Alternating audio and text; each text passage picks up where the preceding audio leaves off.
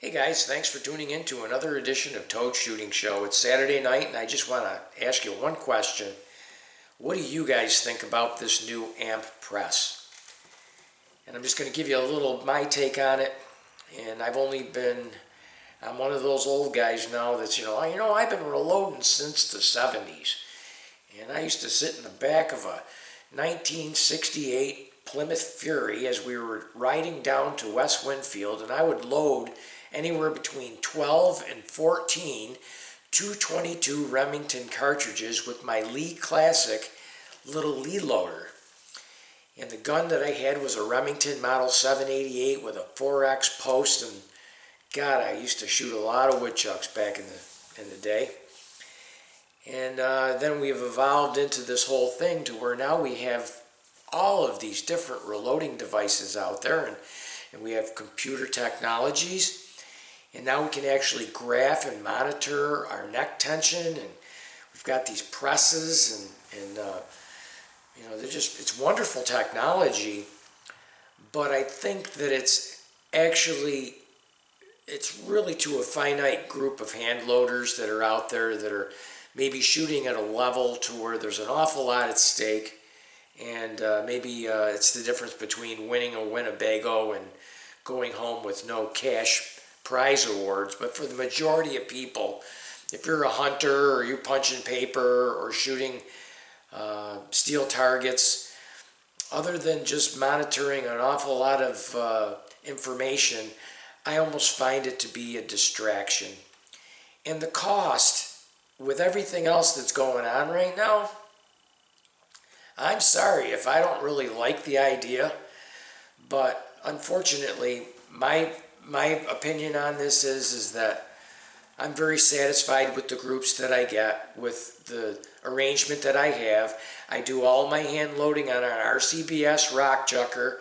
I've done a couple of things by putting a little rubber O-ring in the shell holder on the bottom, and I use good dies, and most importantly, if you use good components, it'll all work out very well for you. If you're going to be using substandard projectiles with a product that's checking your neck tension when you're seating the bullets, you're really just basically, as my brother would say, shoveling shit against the tide, because there's really nothing that you're going to benefit from unless you're using a top flight rifle. I'm talking custom grade barrel, bedded, trigger action, good optics, very, very good rest and platform, and a lot of practice on the range. Man, I'm just hopefully a lot of new shooters aren't going out there and buying this piece of equipment when they don't have the gun, they don't have the practice on the range, and it's just one of these devices that, in 10 years, I want to know what one of these presses is going to be worth, because I know I can go to Vernon National to get some very nice Model 94, turn of the century, 32-20 calibers I can pick up for $1,000. And in 10 years from now, I wonder what that Winchester 94 will be worth next to the amp press over here. So these are my takes on it, and I don't take offense to the advance in technology. It's just something about this whole thing that sort of bothers me, and it really shouldn't. It's me, but there's just something about this that it's annoying to me, because there's a lot of records that have been broken, and a lot of accuracy has been achieved before this albatross of a machine with all these graphs and all of this stuff that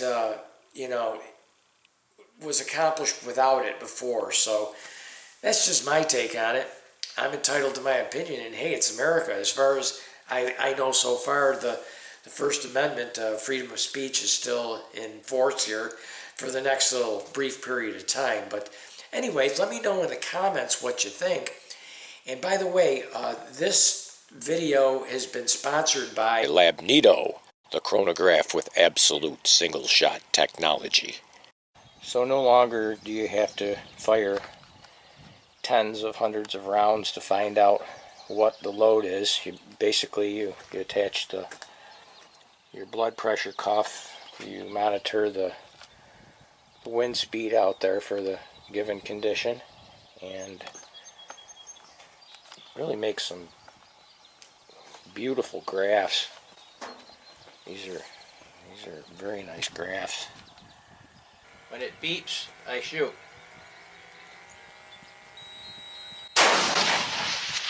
Impact!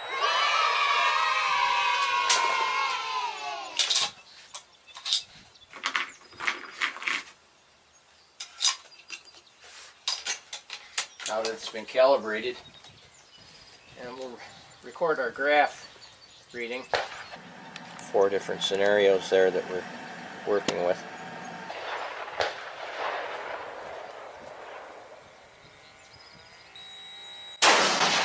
Impact!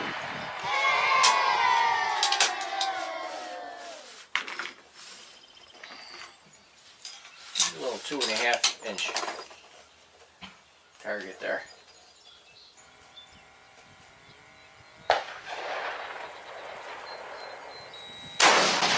Impact! You'll notice the Dolphin Wave technology